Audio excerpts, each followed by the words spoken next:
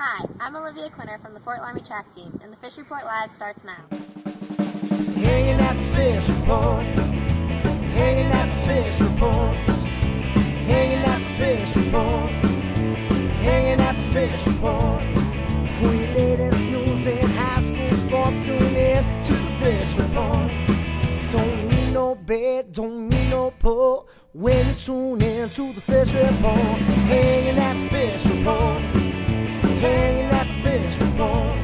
You got Craig and TK and Head that D tuned in at the fish report. Coming to you live from Studio F in Russia, Ohio. It's the Fish Report Live Show with your hosts, Craig Fissinger and Ken Francis. Welcome, everyone, to another Fish Report Live. I'm Craig Fissinger. That is Ken Francis. Back in the sound room, we have TK and Heavy D. Going to be talking to those guys here in just a few moments. And Ken, how about that intro? Of course, that was Fort Loramie track star Olivia Quinter as a freshman back in 2013. Hard to believe that's been 3 years ago. 3 years ago, Craig. Time sure does fly. And looking forward, actually, speaking of Olivia, she's going to be one of our guests on the show tonight, Craig. She's this year's Shelby County League Athlete of the Year in girls track and field. She's a three-time state qualifier, Craig. Outstanding athlete over there from Fort Loramie. Really looking forward to talking to her, Craig, as well as Colin Foster, the head sports writer for the Salina Daily Standard. Colin right now, Craig, is actually in Coldwater covering the Division IV district. He's already seen one great game there, Craig. He's watching another one right now and looking forward to some of his updates later on in the show. Yeah, excited about both those interviews coming up. And before we get to all that, though, just like we do here every week, we have a weekly poll question, and tonight's question is an SCAL track and field question. Yes, it is, Craig. We're going out to our listeners tonight and asking them, which senior combo do you feel is the best in girls track and field this year in the Shelby County Athletic League? Is it from Botkins, two outstanding athletes in Chloe Flora and Kayla Huker? Or from Fort Loramie, Olivia Quinter and the fine pole vaulter Andrea Meyer? Jackson Center, the field eventer, and Nicole Fote and Pauline Meyer. And from Russia, the distance runner and Molly Kearns, and the speedster in the sprints, Lauren Heaton. Which of those four combinations is the best senior in the Shelby County League? Yeah, kind of a fun question there tonight. And if you're watching us live on the Fish Report Live page, you can help us answer that poll question by scrolling down, clicking the answer, and you can check the results out. If you're watching us on NK Telco or GameFace Ohio, we will have those results for you at the end of the show. All right, Ken, well, let's get things started talking some track and field. And last weekend were all the conference meets in the area. Of course, we're already starting district championship week. Day one for West Milton in Division III was on Tuesday. But let's kind of recap what happened in those conference meets and who all won. Well, Craig, first we'll talk about the MAC, and in the MAC it was the Minster girls and the Minster boys both winning. Minster girls, of course, they've got a rich tradition, Craig, makes them so strong and balanced every year. They don't need girls doing multiple events. They've got so many athletes, and much like the same story for the boys as they captured the 2016 MAC title. In the CCC, Craig, the girls winner was the Covington Lady Buccaneers. They've got a couple good distance runners in Carly Schell and Anna Dunn, and a nice 400 runner in Raina Horner. On the boys' side in the CCC, the champions were the Panthers of Twin Valley South. Craig, don't know a whole lot about TV South. However, do know that senior Brady McBride from Newton, guy that we've had on our show, did something, Craig, that has been proven time and time again that it's very difficult to do. He won the 800, the 1600, and the 3200. So congratulations to Brady. And in the Shelby County League, on the girls' side, the Russia girls captured, Craig, their sixth consecutive lady championship in the Shelby County League. Very impressive. They're winning 6 in a row. And on the boys' side, the Anna Rockets won their second consecutive. Anna's kind of been dominating the boys meet just like the Raiders have on the girls' side, Craig, winning 11 of the last 13 championships. I got kind of a question, Ken. You mentioned Brady McBride and what he did in those distance events. For a guy that's used to running cross country, running 3.1 miles in the fall, why would that be so hard to run a mile, an 800, and a 3200? Well, Craig, I've seen people try to do it before and typically very unsuccessfully. Brady, of course, did it the other night. The 1600, Craig, and the 3200 is very feasible to do, but when you mix that 800 there in the middle, Craig. There's only one race in between the 800 and the 3200, so they're very close together towards the end of the meet. Very tough to recover from that 800-meter run, Craig, which has actually become the 800-meter sprint. It's just these kids run it so hard anymore. So to win all three like Brady did, just a great achievement. Yeah, and I thought it was also interesting what you said about the Minster girls and why they're so successful, because they're not having to run 3 to 4 events like we've seen some athletes do in the SCAL and the CCC. And we saw that this past Friday. Lauren Heaton did that for Rushi, and also our next guest did that as well. She actually ran the 100 hurdles, got first place in that, the 300 hurdles, first place in that, and also got first place in the long jump. Oh, by the way, she also ran the 200, got third place in that, which means she accumulated, Ken, 36 points for her team, earning, as you said earlier, SCAL Athlete of the Year honors. We're happy to have her live on the phone right now. Olivia Quinter, welcome to Fish Report Live, and thanks for joining us. Hi.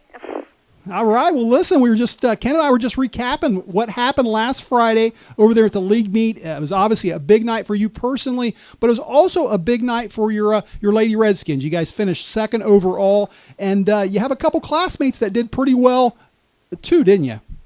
Yeah, Andrea Meyer, she broke her county meet record in pole vault, and she also placed second in high jump. And Rachel Schmidtmeyer placed third in the mile and second in the 2 mile.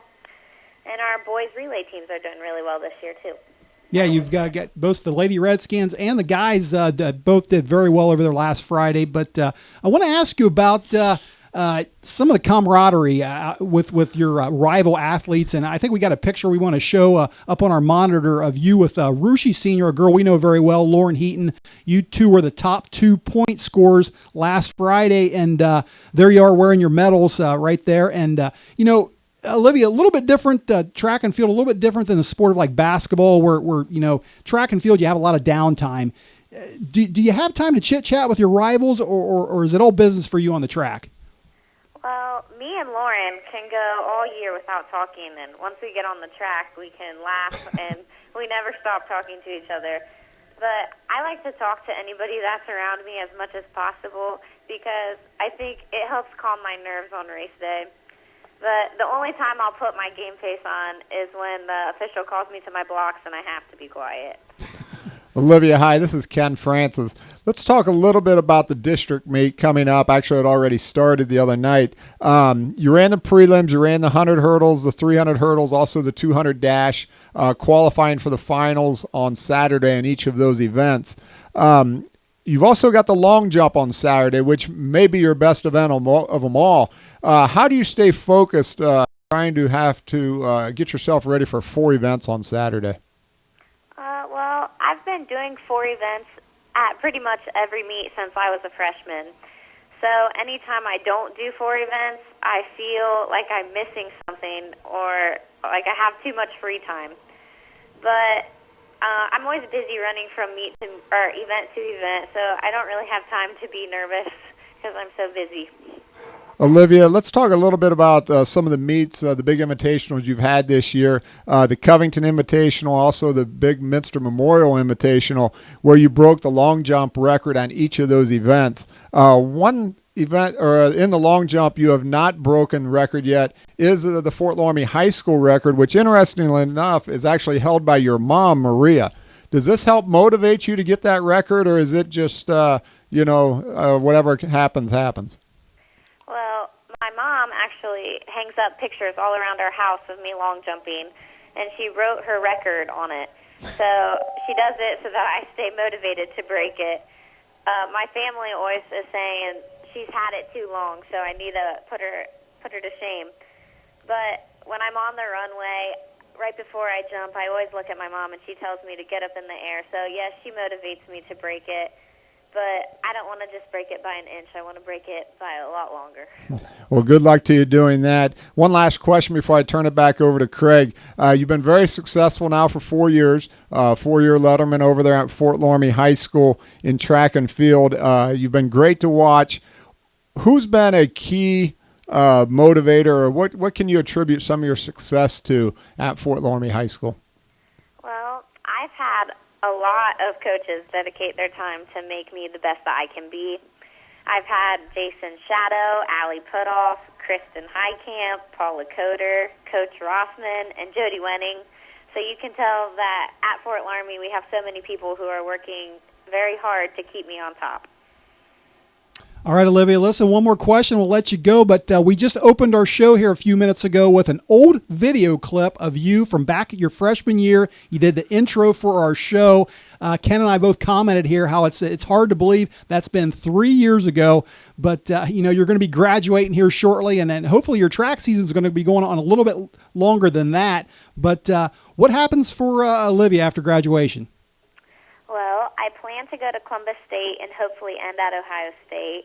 I've had multiple running offers for colleges, but I haven't decided if I want to run or not. So we'll just have to see what the future has for me. Well, Olivia, that's good stuff, and best of luck in the future for you, but not putting aside this postseason for high school track and field. Good luck to you this Saturday in the event you're doing, and I'm sure we'll see you at the Troy Regional the following week and hopefully in Columbus in a few weeks to come. Thank you. Thanks for having me. Good luck, Olivia. Thank you. Bye. That was Fort Loramie's senior track and field star, Olivia Quinter, also the SCAL Athlete of the Year, Ken. Yes, she was. She had a great night that night over there at Fairlawn High School. Like you said, Lauren Heaton was right there behind her on total points. Some other great seniors. You got Molly Kearns from Russia. You got Chloe Flora from Botkins. Also accumulated a lot of points. So just some tremendous talent in the Shelby County Athletic League once again. And, we should also mention that we mentioned the female athlete of the year over the SCAL. The boys athlete of the year was someone we know very well, wasn't he? Yes, he was from Russia. Trevor Monin from Russia, the sprint star. I think he ran the 100, 200, 400, and the 4x4. And the 4x4, Craig. Getting 3 first places there, accumulating enough points to become the Shelby County League Runner of the Year. Yeah, last year he was actually the Runner of the Year as well, but that medal they give you for winning that, he doesn't have that any longer, does he? No, he doesn't, Craig. And that typical Trevor Monin fashion, the kind of good kid that he is, he realized that, in his view anyways, that the real runner of the year should have been from Anna High School and Brady Cates. Brady was injured, pulled a hamstring, I think it was, in the prelims.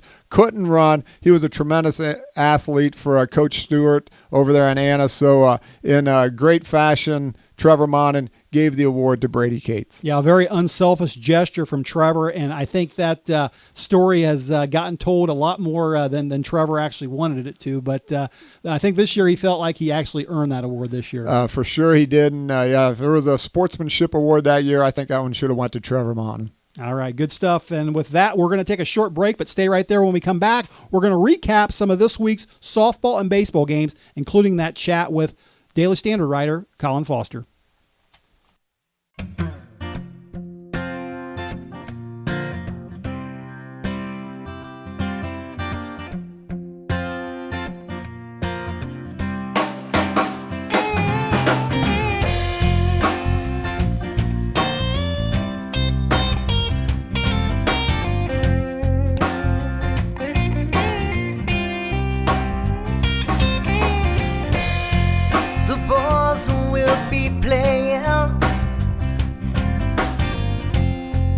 Stage at the leaving van. Music starts at 8 o'clock. You can find us here every Wednesday night. It's usually the same cats every week, but I can't tell you all their names. Teacher, cat, and a junkie, all waiting for time to play. Everybody here's got something that we're trying to leave behind. We're all a little broken, for a place to hide. Get no answers, don't ask any questions. We're all here to was looking for a high. And we're all beautifully broken here tonight.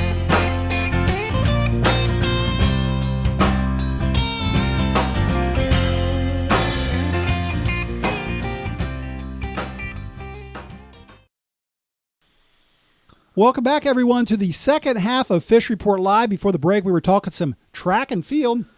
Ken, now it's time to go back to the sound room for Heavy D's weekly segment on famous TV shows that Fish Report has either tied or passed up. Heavy D, tonight is episode number 158. So tell me, what classics did we either tie or pass up tonight? Yeah, let's go back to, I'll call it my lost years. I was graduating from college. I was getting married. My wife and I, Foxy, were having kids. Never really got into Boy Meets World with Ben Savage. But there you have it. Ben, the younger brother of Fred Savage.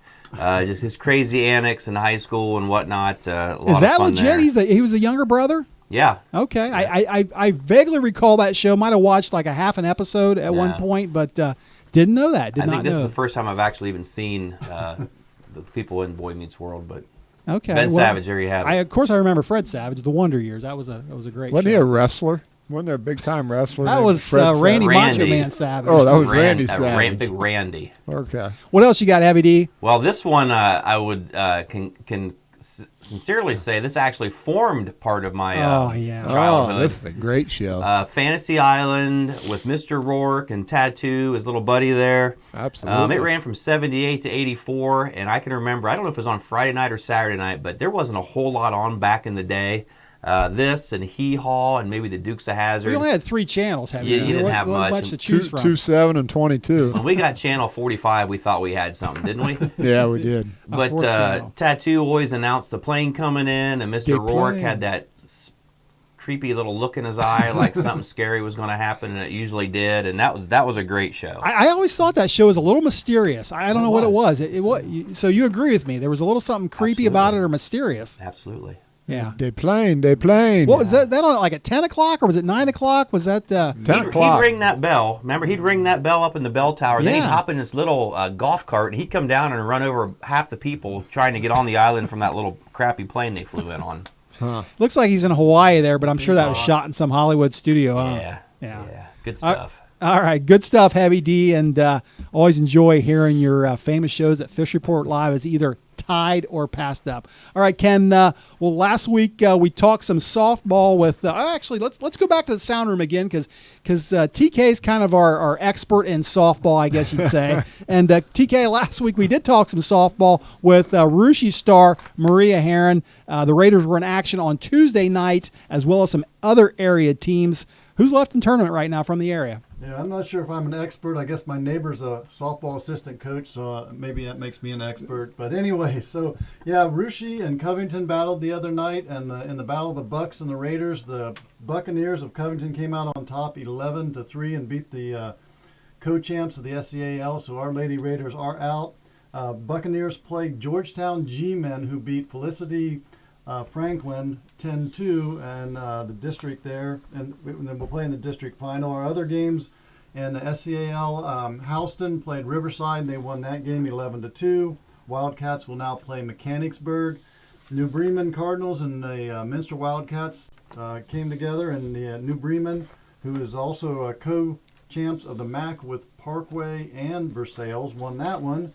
And they go on to play Parkway, who defeated Marion Local tonight in a score of 5-4. So, yeah, a lot happening, and we're getting down to the last couple. So some good softball and some interesting stuff coming up in the next couple days.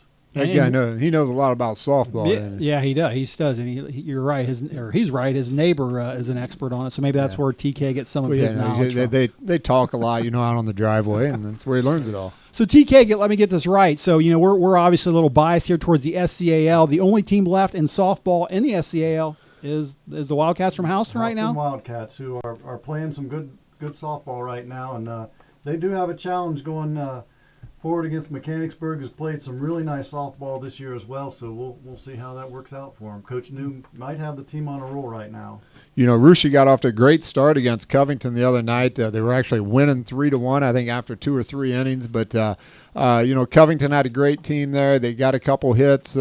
You know, and once things start to roll like that, and next thing you know, you make an error or two, and you start throwing the ball around. Good team like Covington's going to take advantage of that. And I'm sure the Raiders are probably a little bit disappointed about that end result, but they did win just their second county title in history this past year, and they've got, as we said last weekend, a very young team. Yeah, they got everybody coming back the next year, Craig. Coach Molenkamp will have the girls ready to play. I think that program's definitely going in the right direction, and really looking forward to big things next year. All right. Well, thanks for that report, TK. And Ken, let's talk a little bit of baseball now, and some big games played tonight. Let's focus on the SCAL, and then we'll try to turn to our Daily Standard expert for some MAC results. Well, Craig, first we'll talk about Fort Loramie Triad. You know, that game took place tonight over at Sydney High School, I believe it was, and Triad beat Fort Loramie 4-0, Craig. I know it was a 0-0 game for several innings. Triad took a 2-0 lead, added a couple insurance runs late to end up winning the game 4-0. Don't have a whole lot of other details on that one. Russia Lehman, Craig, got together. Real tough loss for the Russia Raiders there. The Raiders were up 6-1 in the 6th inning. Lehman plated 5 runs in the bottom of the 6th to tie it, Craig, at 6-6. Then got a walk-off double hit in the gap by Tyler Lachey to score the winning run from second base, and Cavaliers walked away with a 7-6 win. All right, and then I think also in Division III we have a quick score maybe from Anna. They played Greenon tonight. Anna Greenon hooked up, Craig. Anna got the win there, 4-2. I'm sure Alex Brinkman pitched a fine game for the Rockets. Another update I had seen earlier, Versailles Arcanum got together in Division III. Great baseball game there, Craig. Versailles Tigers winning that one 1-0. And so the Tigers advance. The Rockets are advancing, Craig. I said it a couple weeks ago. Look for a big collision course in either the regional semifinals or regional finals between the Rockets and the Tigers. If I'm available, I'm going. Yeah, I imagine that matchup, Versailles and was probably a matchup tonight between Brett McEldowney and also Connor Poole at Arcanum, right? Correct. Yeah, Connor Poole going to Ohio State, Brett McEldowney going to UNOH. So, big win for the Tigers there to get up on that one and win 1-0. All right. Well, we just mentioned that Houston was the only team left in the SCAL in softball. So in the SCAL baseball, we have just the Anna Rockets, Craig. Like I said, with Alex Brinkman on the mound, they're capable of beating anybody. Mentioned a little bit earlier about the Russia Lehman game, and tough loss for the Raiders, but some of those seniors, Craig, ended outstanding careers. They won a couple Shelby County League championships during their 4 years.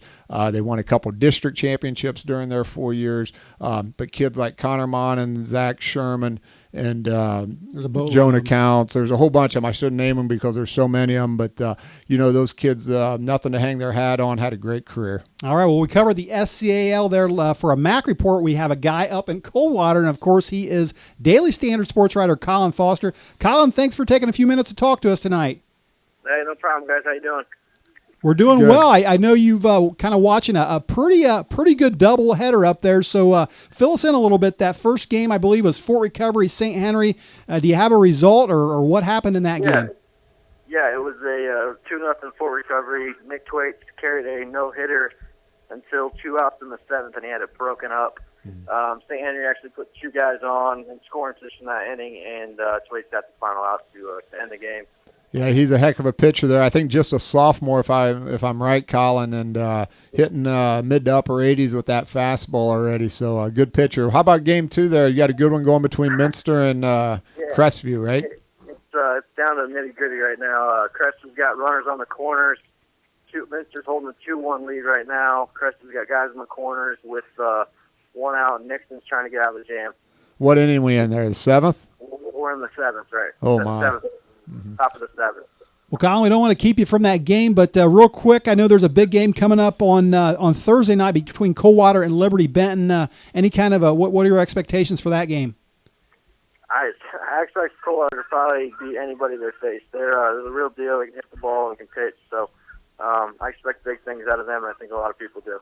Absolutely. Well, listen, appreciate you taking time out of your schedule to get on the phone with us here. I know there's a lot of action going on there. You got great facilities over there at Coldwater. So still 2-1, still guys on the corners or what? Yep, and Nixon just got the second out, so they're 1 out away here. Oh, nice. All right, Colin, appreciate you talking to us tonight, and hope to talk to you again soon. All right, definitely, guys. Thanks for having me. Thank you. All right, bye.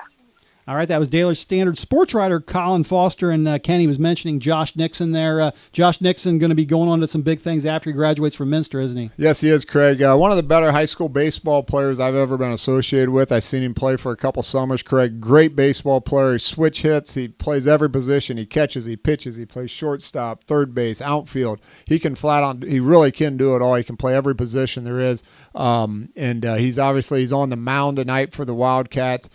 Throws very hard. He's got a great curveball and mixes it up very well. So, we'll see if Josh can get the final out in that game, Craig. And if he does, it'll be a big win for the Wildcats. We've actually had Josh on the show once before during football season, though. He's a pretty good quarterback over there. And he'll be playing with Josh has been on the show before. He's going to be playing with another guest that's been on the show before as a teammate over at UD. He'll be playing with Connor Eccles from Sydney. I assume that's who you're talking about. That's exactly what I'm talking about. But yeah, Connor's had a nice year for the Flyers, and Coach Vittorio is going to be getting another good one from the area, and Josh Nixon.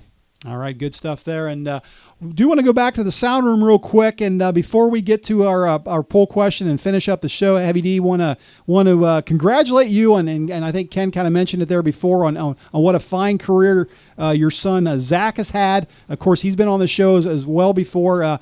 Did you get any thoughts from him tonight at the end of the game? Don't want to put you on the spot here, but he kind of wraps up the high school career and about one more week left of school. But he's been a heck of an athlete here for 4 years.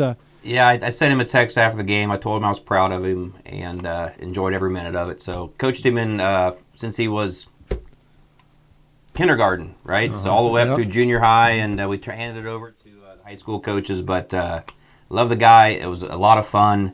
Hated to go out that way, but told him tonight, you're turning the chapter in your life. You've got things to look forward to with college and life in general. So I think he's ready to move on to his next chapter as well. Yep. Been through it, Daryl. Been in those situations just like you were tonight last year. And one thing, the kids get over it a heck of a lot faster than what the parents do. I can tell you that right now. So you don't need to worry about Zach, but he'll move on to bigger and better things, and they always do. And things don't always end the way you like for them to. But hey. That's the way life is. Yep. Good stuff there. And let's get to tonight's poll question. The last thing to do tonight, Ken, you want to read that poll question for our viewers again, and we'll have TK check on the results. Yes. Talking Shelby County Athletic League girls track and field. Which senior combination is the best this year? Is it from Bachman's Chloe Flora and Kayla Huker, from Fort Loramie, Olivia Quinter and Andrea Meyer, Jackson Centers, Nicole Fote and Pauline Meyer, or the Russia Raiders, Molly Kearns and Lauren Heaton? TK, what's the telemetrics saying? Telemetrics are hot tonight. I think this may well be one of the most popular poll questions we have had this season. It has to be. We've got well into the 30s of people voting in on this thing, and it's a runaway. Kearns and Heaton take it with 75% of the vote over Quinter and Meyer from Fort Loramie. We like that. Well, that's quite a great heated battle tonight, but a pull away and a very, very big victory by the Raider runners. Well, good for them. Well, listen, they're two very good runners indeed, and wish all those seniors out there in the Shelby County Athletic League the best of luck. One other thing, Craig, before we close, just got word Josh Nixon did get the final out of the game. The Knights stranded runners on first and third to end the game. Minster wins 2-1. They advance to the district finals on Saturday. I'm assuming the game is on Saturday. Maybe it's Friday, to play the Fort Recover Indians, and that's going to be a great MAC battle. Winner of that, Craig, interestingly, Craig, the winner this year of that district does not go to Wittenberg like they have for the last several years. They actually, Craig, go up to the Hamler Regional, which will be something new for them, and it will also be something new for the Wittenberg Regional, Springfield, not to have the MAC champion down there competing for a regional championship. Did not know that. Good stuff there, Ken. All right, that's going to wrap it up for us tonight. I do want to say special thanks to our guest, Olivia Quinter from Fort Loramie, and Colin Foster from the Daily Standard. Ken and I and the crew will all be back again next week for the season finale of Fish Report Live. Until then, have a great rest of the week, and good night, everyone. Hanging at the fish report. Hanging at the fish report. Hanging at the fish report. Hanging at the fish report. For your latest news and high school sports, tune in to the fish report. Don't need no bed, don't need no pull when you tune in to the fish report. Hanging at the fish report.